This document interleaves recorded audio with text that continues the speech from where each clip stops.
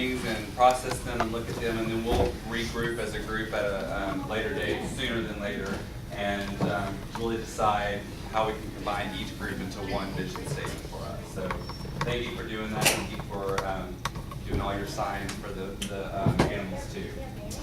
So now I just want to kind of let you guys get to know me and who I am and where I come from and things like that. So I was born and raised in West Texas, and believe it or not, there is a lot of West Texas that actually does look like that. That is a cartoon, but there is a lot of West Texas that looks pretty much like that. So born and raised there. I moved to Houston in 2000.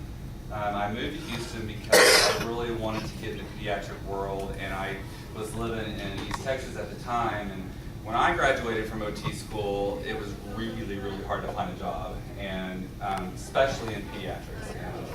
Nobody would really, it was one of those things like everybody needs experience to get into pediatrics, and nobody was willing to hire someone without experience. We've all been there. So, and then the town I was in was Tyler, and they had like one therapy center there. So it was, I really had to expand my horizons.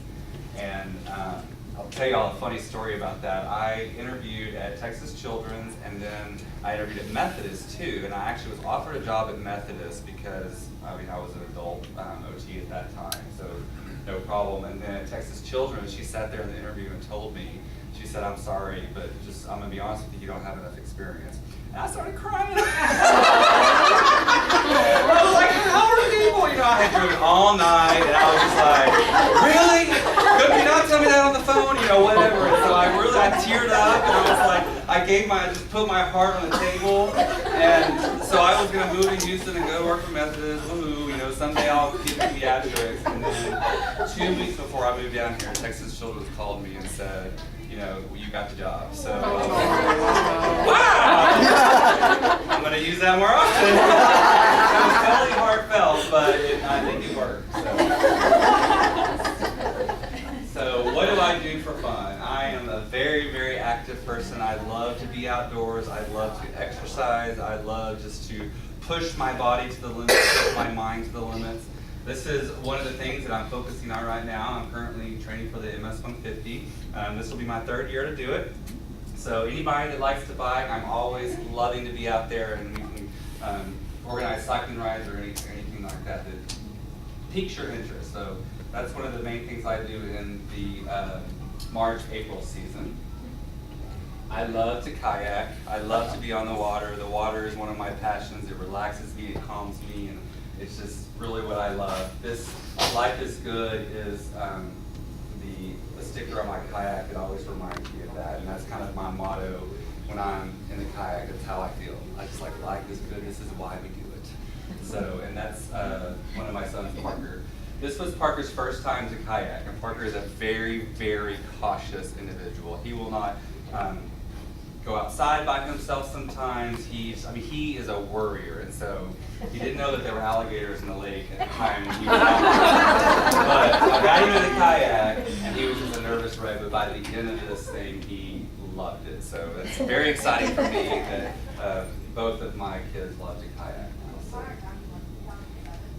I am a runner as well. I did the Houston Marathon last year. I love to run. Running grounds me. It gives me a time to think. It gives me a time to step outside of myself.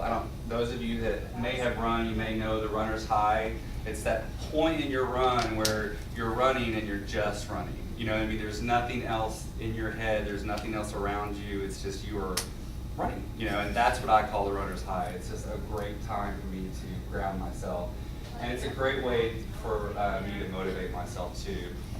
The marathon was a big accomplishment for me, and I think that it has allowed me to really instill hope and motivation in other people, because I truly believe that you can do anything you put your mind to. And this takes a lot. It takes a lot of mind, it takes a lot of body, but more than anything, it takes mind. And so that's kind of what I feel that I was driven to do this, so that I can really reinforce to anybody else that you can do anything you want to do. You may start at a different point, but you can still do it.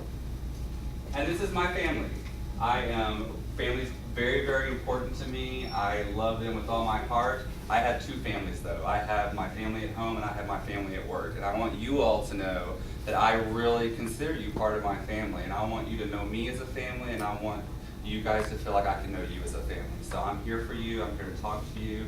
If you want to talk about that soccer while I'm cutting you off, come to me. If you want to talk about that free donut you got, please come to me. I love good things. I love to be here for you for the bad, but I love to hear the good too. So this is Parker on the left, and that's Carson on the right.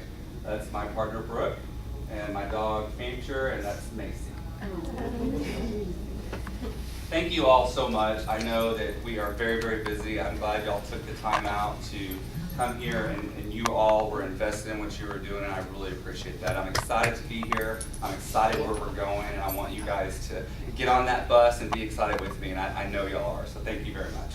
Lots of fun.